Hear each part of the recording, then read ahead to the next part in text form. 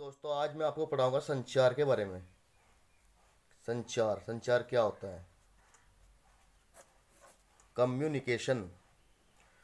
तो संचार एक तकनीकी शब्द है जो अंग्रेजी के कम्युनिकेशन का हिंदी रूपांतरण है। इसका अर्थ होता है किसी सूचना या जानकारी को दूसरों तक पहुंचाना। इसके माध्यम से मनुष्य के सामाजिक संबंध बनते हैं और विकसित होते हैं। मानवीय समाज के संचालन की समस्त प्रक्रिया संचार पर आधारित है।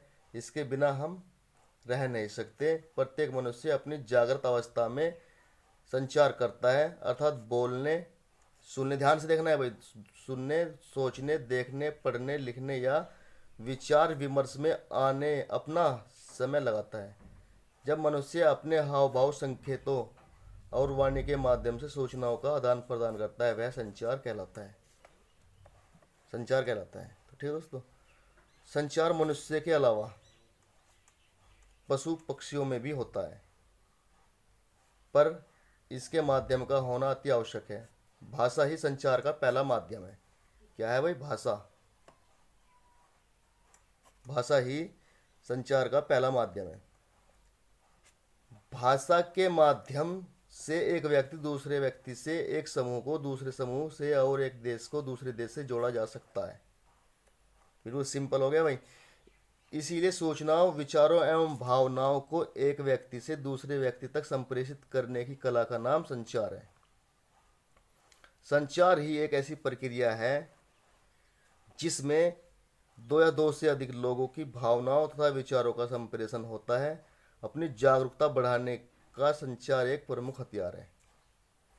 तो दोस्तों सब्सक्राइब चैनल जरूर कर देना भाई, बहुत महत्वपूर्ण चैप्टर है। संचार के बिना मनुष्य रह नहीं सकता, क्योंकि मनुष्य की गति प्रगति का संचार एक आधार स्तंभ है।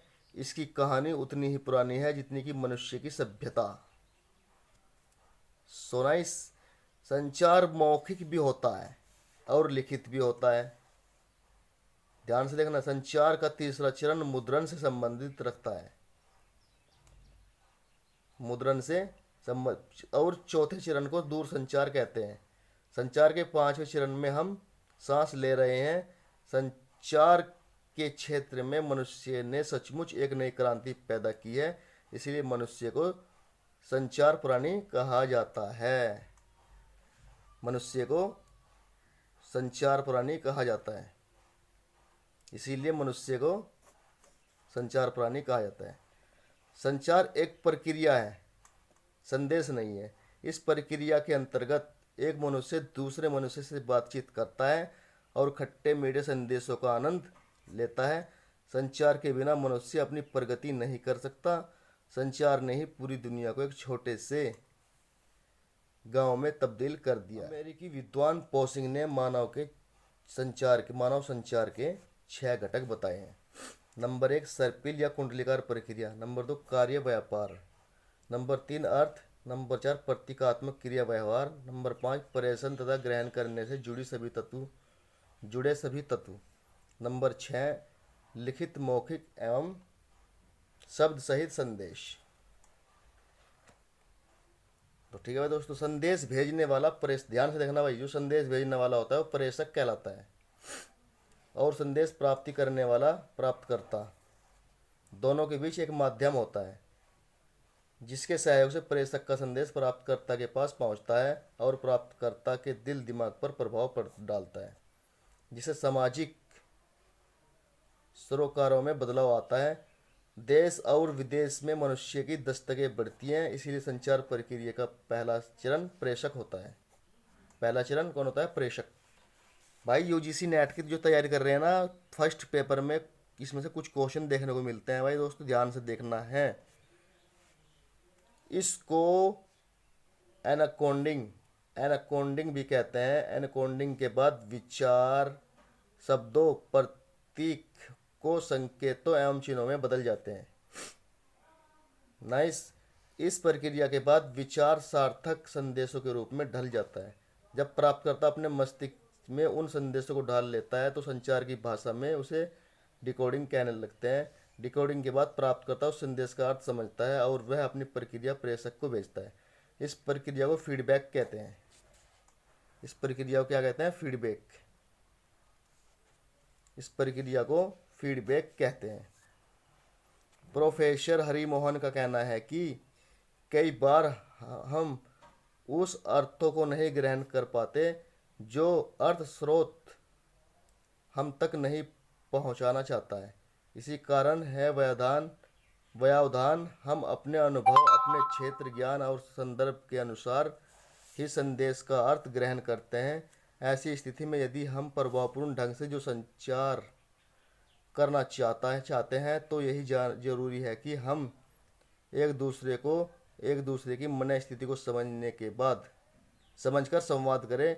संदेश स्पष्ट हो, माध्यम दृष्टि रहित हो, स्रोत या संदेश प्रेषक के शब्दों और प्रतीकों का अर्थ बहुज्ञान यानी प्रचलित हो, उन शब्दों, चिन्हों, संकेतों या प्रतीकों का अर्थ प्राप्तकर्ता के लिए भी वही हो जो उनके लिए समाज, संस्कृति, ज्ञान, विज्ञान और साहित्य, कला, संगीत आदि क्षेत्रों में निर्धारित है। पर संदेश के लिए 5 प्रश्नों का उत्तर पहुंचना अति आवश्यक है। क्या भाई? कौन कहता है, क्या कहता है, किस माध्यम से कहता है, किससे कहता है, किस प्रभाव के साथ कहता है।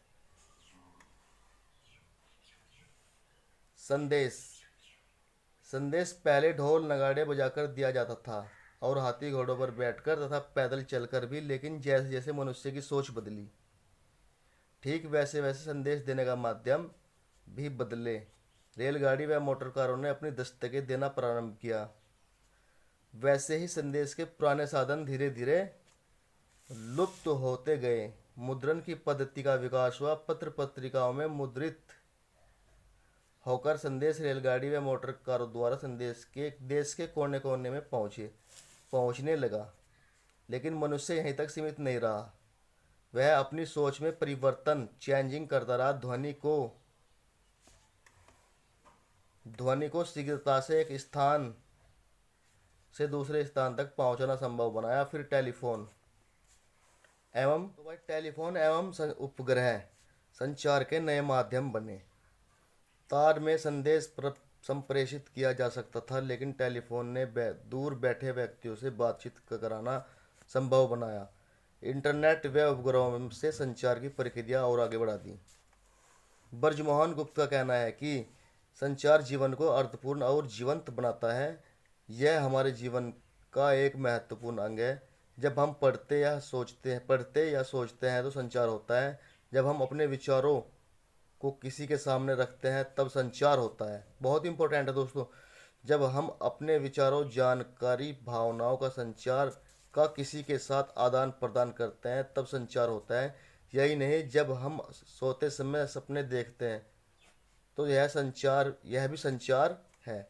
कहने का तात्पर्य यह है कि संचार हर समय होता है। कहावत है, जीना ही संचारित करना है। इस तरह संचार का महत्व मौखिक है। किसी भी सामाजिक व्यवस्था में संचार की मुख्य क्रियाओं को इस प्रकार पहचाना जा सकता है। तो दोस्तों, वीडियो हमारा यहीं पर समाप्त होता है। चैनल सब्सक्राइब कर देना है, बेल आइकॉन दबा देना है। हमें चैनल सब्सक्राइब कर देना है, बेल आइकन दबा देना है दोस्तों। और जहाँ तक उम्मीद है कि आपके संचार नामक टॉपिक आपकी समझ में आ गया होगा। तो दोस्तों, गुड लक, बेस्ट।